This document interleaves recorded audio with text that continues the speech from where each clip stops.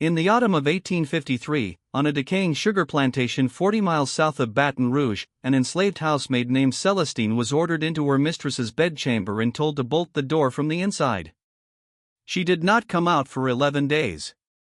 When the overseer finally broke the lock on the morning of November 14, what he found inside that shuttered room was so unspeakable that the family paid the parish sheriff $600 in silver to burn every document pertaining to the estate of Madame Honorine Thibodeau. But 3 pages survived. They had been folded inside the lining of a slave's apron and carried out the back gate of Belle Fontaine before dawn. I have spent 4 years tracing where those pages went. And what they contain rewrites everything we thought we knew about how wealth was transferred in the last years of the old French plantation system in Louisiana. Before we continue with the story of Belle Fontaine and what happened inside Madame Thibodeau's bedchamber, take a moment to subscribe to the channel. Ring the notification bell so you do not miss our next investigation. And tell me in the comments which state or city you are listening from right now. I want to know how far this story is reaching tonight. Now, let me take you back to a river parish where the Spanish moss hung so heavy from the live oaks that it smothered sound, where the sugar boilers ran day and night from October through January, and where a single family, the Thibodeau, had owned the same 720 arpents of bottomland since 1741. Belle Fontaine was not the largest plantation in the parish, but it was the oldest. The big house had been built in the French colonial style, raised on brick piers against the flooding of the Mississippi. Its wraparound gallery was shaded by 6 enormous oaks planted by the founder, Armand Thibodeau, more than a century before our story begins. The walls were cypress. The floors were heart pine so dark they looked almost black. By the time Madame Honorine Thibodeau took to her bed in the spring of 1853, the house had outlived 3 generations of the family that built it. She was the last of them. Her husband, Leopold, had died 15 years earlier of yellow fever. Her 3 sons had each died young, 2 in infancy and the third, her beloved Pascal, at the age of 19 in a duel over a gambling debt in New Orleans. She had 1 surviving child, a daughter named Odette, who had married a merchant from St. Louis and who had not set foot on Belle Fontaine in more than a decade. Honorine was 73 years old in the autumn of 53. She weighed less than 90 pounds. Her left side had gone slack after what the parish doctor called a small stroke the previous winter, and she could no longer walk without assistance. But her mind, the house servants said, was sharper than it had ever been. And her cruelty, which had always been formidable, had narrowed to a single obsessive point. She would not let Odette have Belle Fontaine. The household at Belle Fontaine in the autumn of 53 consisted of the following: Madame Honorine herself, confined to the large corner bedchamber on the 2nd floor that overlooked the back gardens. Her nephew, Arsène Pontalba, 34 years old, unmarried, who had arrived from New Orleans 3 years earlier, ostensibly to help manage the estate, and who had not left. An overseer named Bertrand Sicard, a Cajun from the Atchafalaya Basin, coarse of manner but exacting in his work. A Creole housekeeper named Madame Voisin, born free in Saint-Domingue, who had come to the plantation as a girl after the uprising and who had served the Thibodeau family for 51 years. And 47 enslaved men, women, and children, of whom 9 worked inside the house and the remainder in the cane fields and the sugar mill. Of the 9 house slaves, 1 name will concern us above all others: Celestine. She was 26 years old. She had been born on Belle Fontaine. Her mother, a seamstress called Philomene, had been Honorine's personal maid for 30 years before dying of consumption in the winter of 51. After her mother's death, Celestine had been moved up from the laundry and assigned to serve Madame Thibodeau directly. She was, by every account I have been able to recover, a quiet woman tall for her time, nearly 5 feet 9, literate in French, which her mother had secretly taught her against the law, steady hands, and according to the testimony of Madame Voisin given many years later to a Freedmen's Bureau officer in 1867, she possessed an unusual capacity to endure without complaint. Madame Voisin called it in Creole French, *unpatience terrible. *a terrible patience. But the housekeeper meant it as praise. She would come to mean it as something else entirely. To understand what Belle Fontaine smelled like and sounded like in the autumn of 53, you have to understand the sugar parish in that season. The harvest in Louisiana begins in October and runs until Christmas. Every plantation for 40 miles along the river was burning cane trash and boiling syrup at the same time. The air from the middle of October onward was thick with a sweetness so heavy it coated the back of the throat and refused to leave. At night, you could see from the upper gallery of any big house the orange glow of a dozen sugar houses along the river, each one a smudge of light under a column of smoke that did not lift because the air was too still. The fields themselves were cut in sections, with the standing cane towering over the men who went into it with long curved knives at 4 in the morning, and who did not come out until the sun had gone down again. The slaves worked in gangs under the direction of drivers, the cane stalks falling in rows, the wagons hauling them to the mill, the rollers of the mill crushing them for the juice moving through a series of open copper kettles in which it was reduced and purified and finally granulated. The work did not stop. The fire under the kettles did not go out from October to December. The men who tended the boilers slept in shifts of 4 hours, and half of them were dead of accidents or exhaustion or pneumonia by the time they reached 40 years of age. This was the system Belle Fontaine had run, unaltered in its essentials since 1741. The only thing that changed from generation to generation was the names of the people who tended it, and the slow refinement of the cruelty that was required to keep it functioning. By 1853, the plantation was producing roughly 400 hogsheads of sugar a year at prices that fluctuated between 5 and 9 cents a pound on the New Orleans market. In a good year, it produced an income of perhaps $30,000. In a bad year, it produced nothing and had to be carried on credit from the factors on Gravier Street.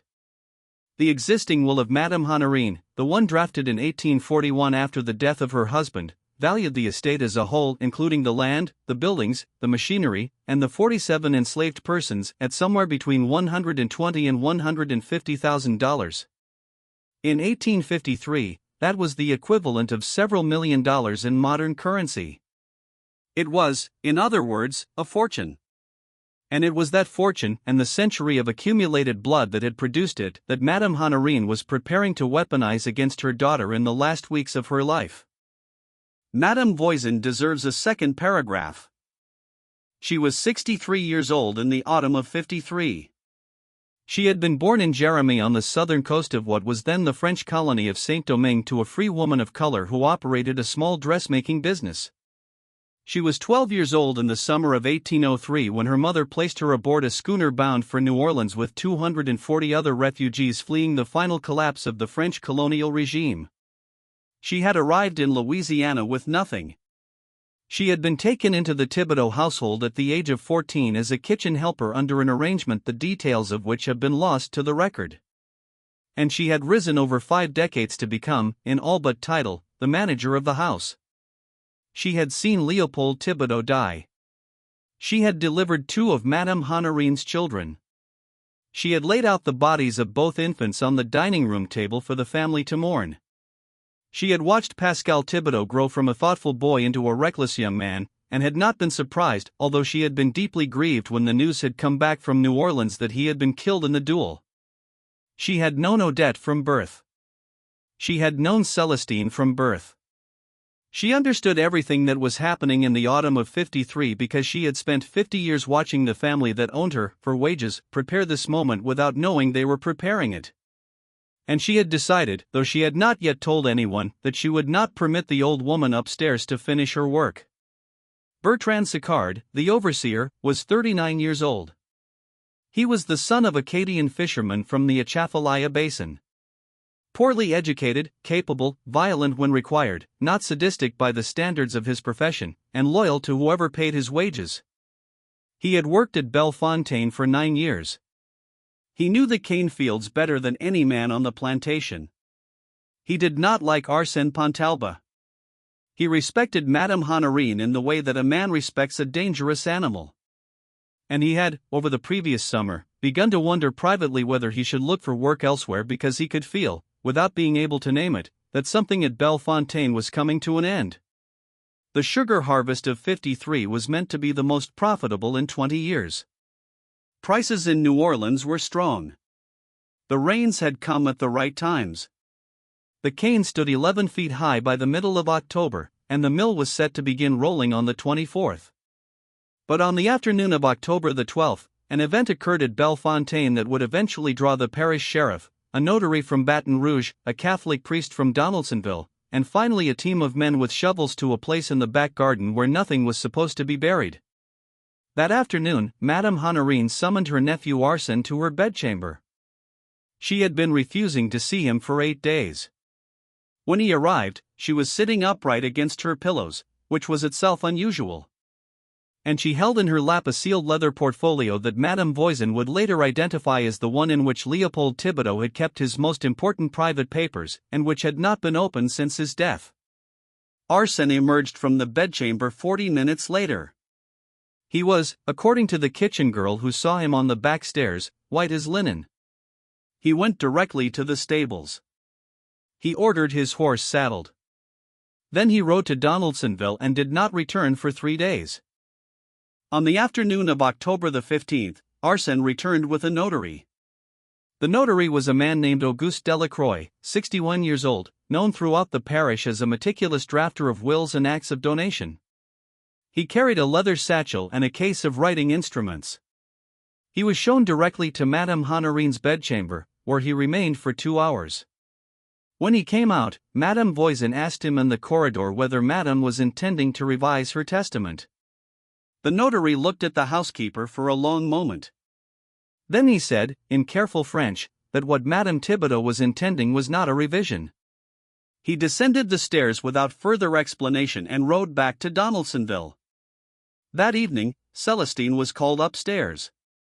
She had served Madame's dinner in the bedchamber every evening for 2 years. This was not unusual. What was unusual was the instruction she received when she entered.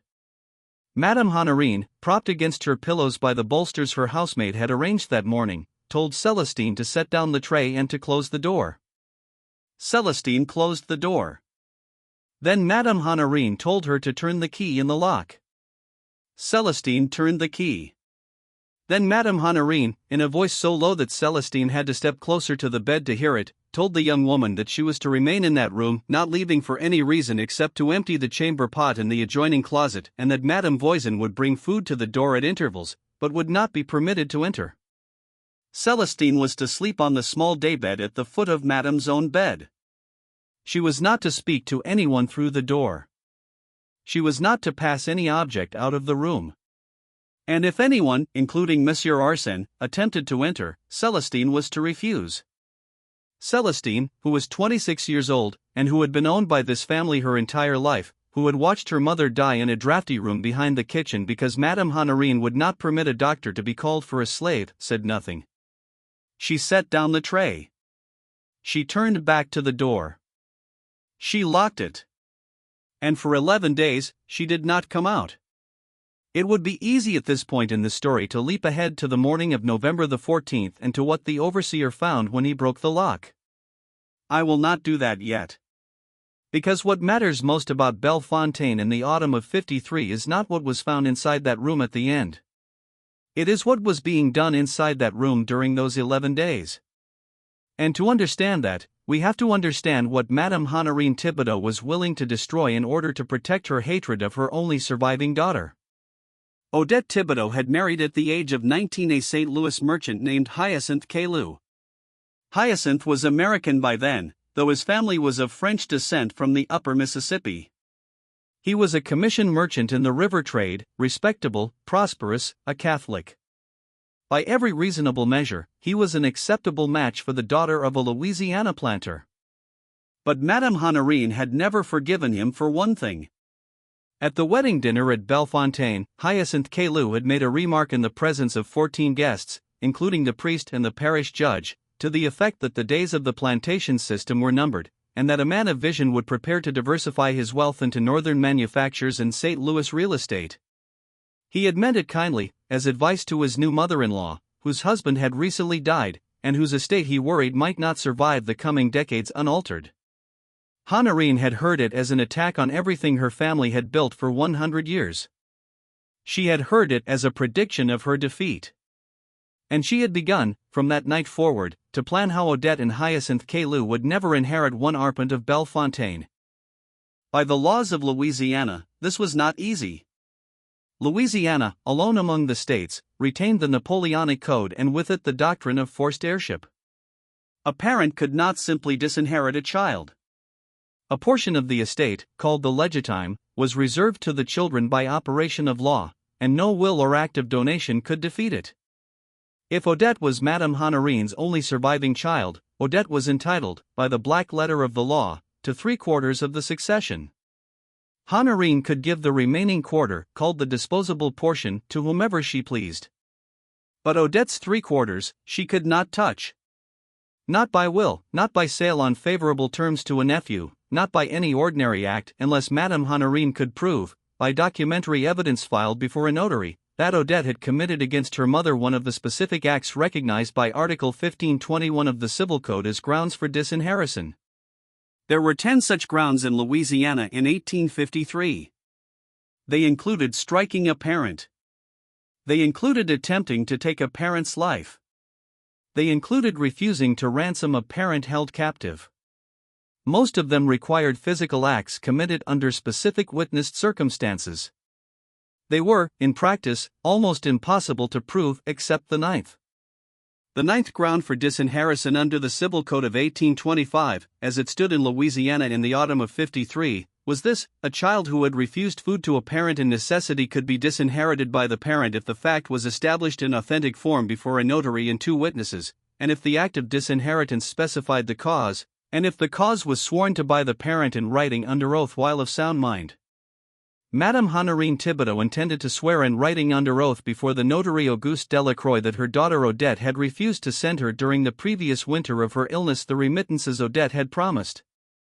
She intended to swear that she had written 3 letters to Odette requesting assistance and that none had been answered. She intended to produce those letters, or copies of them, in her own hand, and to produce also the drafts she claimed she had mailed and which she claimed her daughter had never acknowledged. She intended, in short, to fabricate in the intimacy of her locked bedchamber the documentary record of a crime that had never occurred. And she intended that Celestine, the only person in the house who was to remain in the room with her, should be the physical instrument of that fabrication. Because Madame Honorine's left hand was now useless, and her right hand had begun to tremble so badly in the previous month that she could no longer form her own letters with any consistency. She needed someone who could write. Someone who could imitate her handwriting under her close supervision. Someone who could not testify. Someone whose presence in the room could be concealed, whose absence from her normal duties could be explained by illness, and whose silence could be guaranteed by ownership. She needed Celestine. Before we go any further into what happened in that locked room, I want to ask you a question. Stop for a moment and consider it. In a society that held human beings as property, that forbade the enslaved to read or to write, that stripped them of every legal recognition as persons, what does it mean that the entire machinery of that society's inheritance, its wealth, its generational continuity, its carefully constructed legal fictions, could come to depend on the hand of a 26-year-old woman who had been taught to read in secret by her dying mother? If you are finding this story as disturbing as I found the documents that reveal it, please hit the like button right now. It genuinely helps the channel reach more people who care about the forgotten corners of American history. Let me know in the comments what you think Celestine did. Madame Voisin was the first to understand that something was wrong. On the morning of the 13th of October, she brought a breakfast tray to the bedchamber door as instructed. The door opened only far enough for Celestine's hand to emerge and take the tray. The housekeeper caught a glimpse of the room beyond. She saw Madame Honorine sitting at a small writing desk that had been moved from the window to the side of the bed. She saw papers. She saw an inkwell. She saw Celestine standing behind Madame's chair with her hand, Madame Voisin later insisted, guiding Madame's hand across a sheet of paper. Then the door closed. That evening, Madame Voisin went to Arsène. She told him what she had seen. Arsène was drunk, which was his condition most evenings by that point in the year. He listened. He said that his aunt was entitled to the privacy of her own bedchamber. He said the housekeeper should mind her own affairs. He said that if Madame Voisin valued her position, she would not mention this to anyone else in the house. Then he poured himself another glass of brandy. But Arsène was not as indifferent as he pretended. That same night, after Madame Voisin had gone to her own quarters, He walked up the stairs and stood outside his aunt's bedchamber for a long time. He heard from within the sound of his aunt's voice speaking in the low continuous murmur of dictation. He heard the sound of a pen scratching against paper. He did not hear Celestine's voice at all. He went back down the stairs. He wrote a letter to the notary Delacroix in Donaldsonville. He gave the letter to the stable boy with instructions to ride before dawn. And then he began to wait. What Arsène wanted in the autumn of '53 was a little more complicated than it appeared. He was Madame Honorine's nearest male relative after her daughter. He was a Pontalba on his mother's side, a Thibodeau by blood through his grandfather. He had come to Belle Fontaine in the spring of '50 because he had gambled away his own inheritance in the New Orleans Faro houses and he had nowhere else to go. His aunt had taken him in reluctantly. She had given him the north guest room and an allowance of $40 a month. She had made clear repeatedly in his presence and in the presence of others that he would inherit nothing. But in the last 2 years, something had changed. Madame Honorine's health had collapsed. Her hatred of her daughter had grown into something monstrous. And Arsène had begun to understand that if he was patient, if he was useful, if he was present when the notary came, he might find himself named in the New Testament for a larger share than the disposable quarter would ordinarily suggest. He had in fact believed until October the 12th that this was what was happening. He had believed that his aunt was making him her residuary legatee, that she would use her disposable portion to give him everything she legally could, and that he would manage the remaining 3/4 on Odette's behalf as executor for years, perhaps decades. But what he had heard in his aunt's bedchamber on October the 12th, when he had been summoned and shown the sealed leather portfolio, was something else entirely. His aunt had told him that she intended to disinherit Odette altogether, completely, by sworn affidavit under Article 1521. And that she would then leave the entire estate, every arpent, every slave, every stick of furniture, by New Testament to 2 parties jointly, himself, Arsène Pontalba, to receive 1/2, and the Diocese of New Orleans to receive the other half in trust for a foundation in the name of her dead son Pascal. Half of Belle Fontaine. Half of 720 arpents of Sugarland. Half of 47 slaves. Half of the house itself, the oldest French colonial house in the parish with its cypress walls and its heart pine floors and its 6 enormous oaks. It was more than Arsène had ever dreamed. And he had walked out of that bedchamber on October the 12th white as linen, not because he was horrified.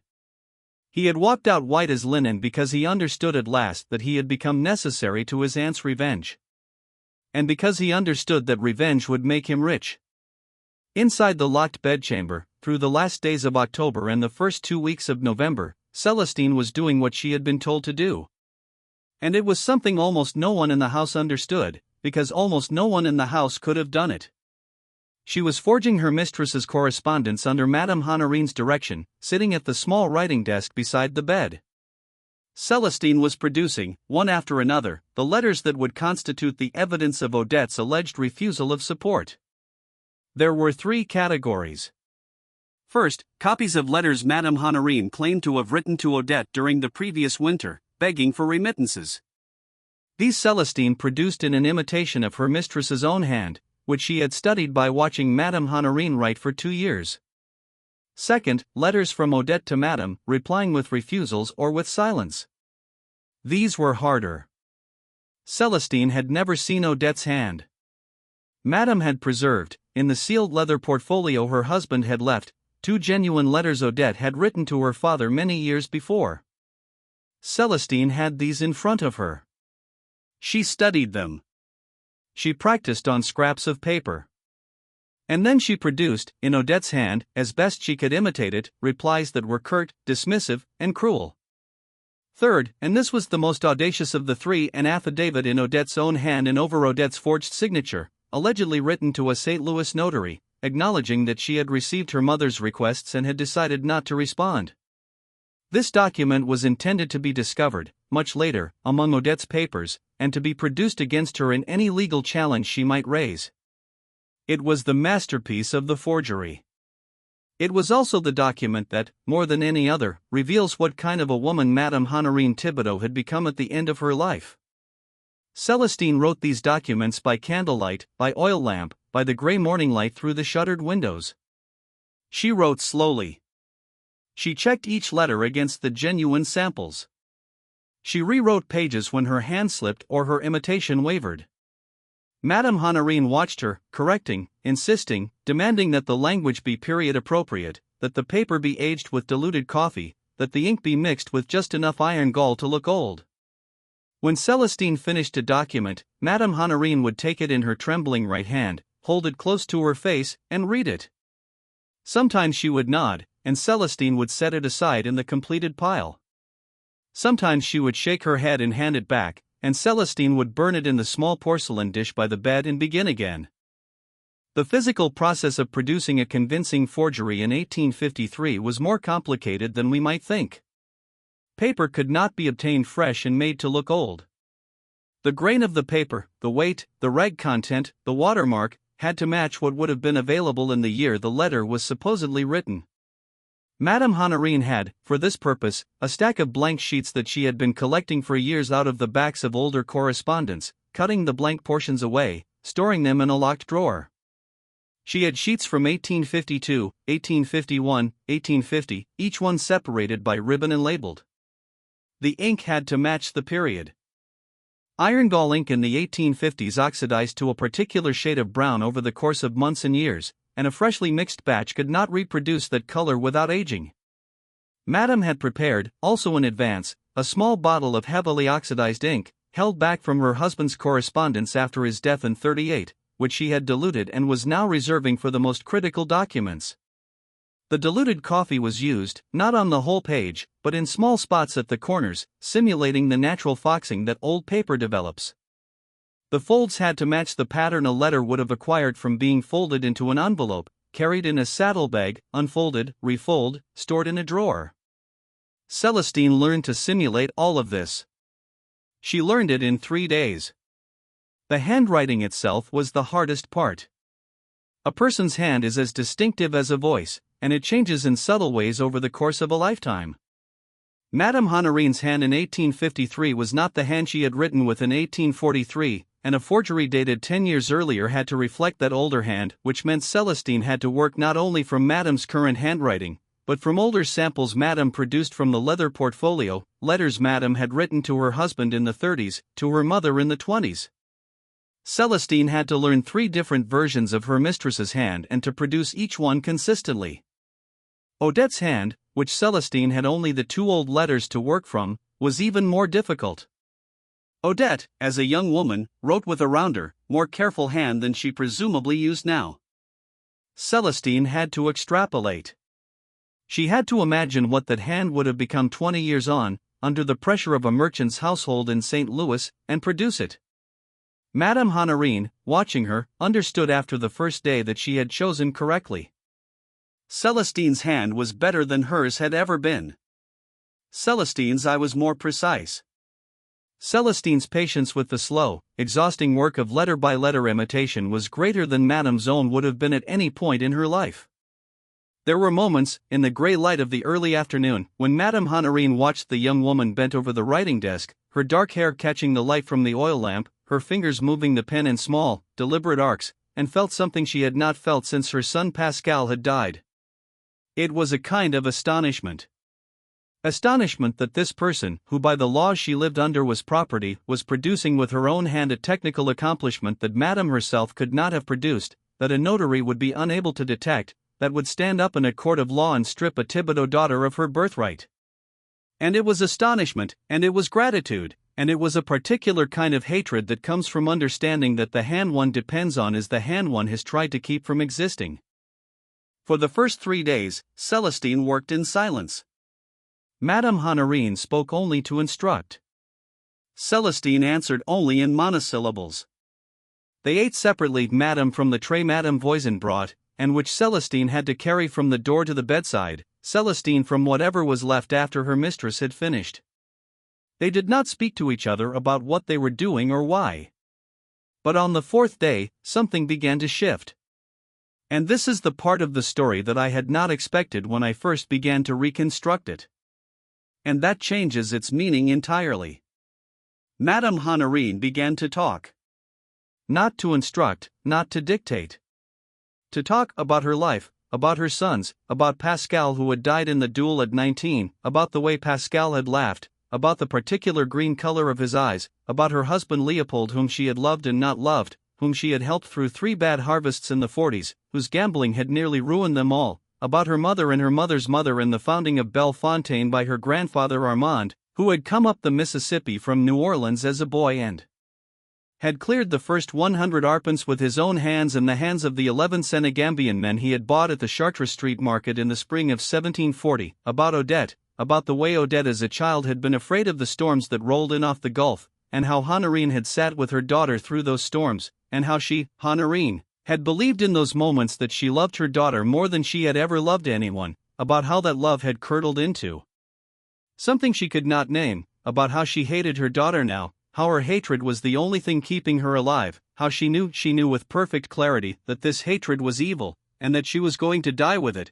and that she was going to take everything she had and throw it into the mouth of that hatred before she went. Celestine listened. She kept writing. Sometimes Madame Honorine would fall silent for long stretches and Celestine would work alone, the only sound in the room the scratch of the pen.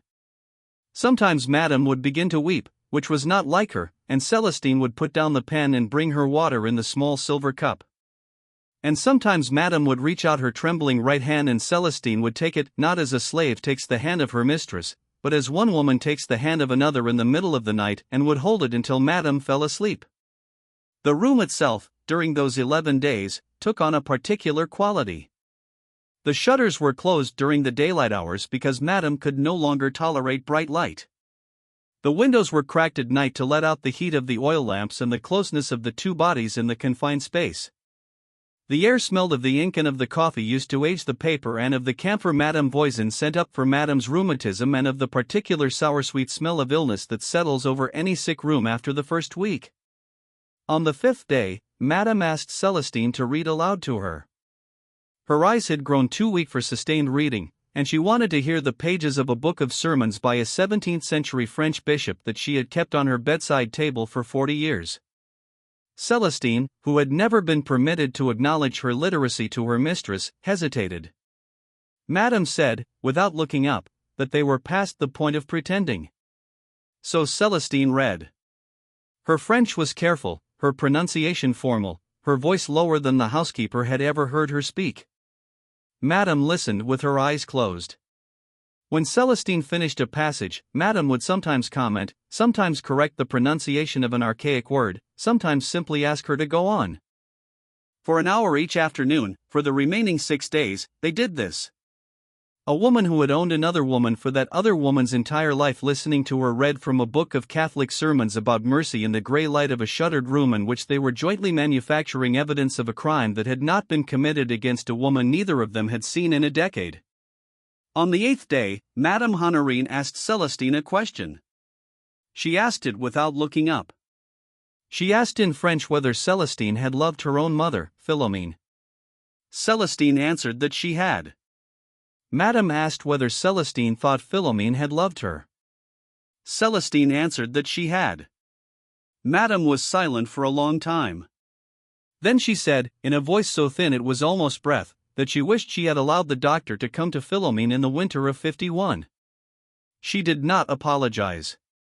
She did not ask for forgiveness. She simply said the sentence in the flat way she might have said that it was going to rain. And then she went back to dictating the next letter. On the 10th day, Celestine did something that she had not been instructed to do, that she had not planned, that she had not, as far as I can tell from what survives, even fully understood she was doing until the moment was past. She switched. She was writing at that moment the third and most dangerous of the forgeries, the affidavit in Odette's hand over Odette's forged signature acknowledging refusal to support her mother. She had been working on it for a day and a half. Madame Honorine, exhausted, had dozed off at around 3 in the afternoon, her head fallen forward on her chest, her breath ragged.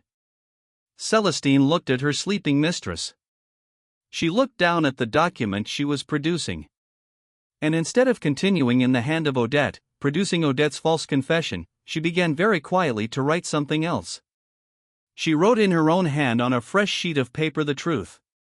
She wrote that she, Celestine, property of Madame Honorine Thibodeau of Belle Fontaine Plantation in the parish of Iberville, Louisiana, aged approximately 26 years, being instructed by her mistress to produce forged correspondence intended to establish false grounds for the disinheritance of Madame Odette Caillou of St. Louis, did hereby state, under such oath as a person in her condition could give, that the said correspondence was forged by her own hand under duress, under her mistress's dictation, in the locked bedchamber of Madame Thibodeau over the course of the preceding days. She listed the specific documents she had produced. She described the methods used to age them. She named the persons who had entered the bedchamber, the notary Delacroix, and the date. She named herself. She signed it. She had been taught to read and write by her mother, Philomene. Her mother, Philomene, had been taught by a previous mistress at a plantation near Point Capet decades before, and had carried the skill in secret through her life, and had passed it in secret to her daughter. And now, in a locked room in the autumn of '53, that secret literacy, smuggled through 2 generations of enslaved women, was being used to produce the only honest document in the entire affair. Celestine folded the paper. She hid it in the lining of her apron, between the inner and outer layers, where she had slit the seam 2 days before for exactly this purpose. She returned to the forgery. She completed it in Odette's hand. She set it on top of the pile.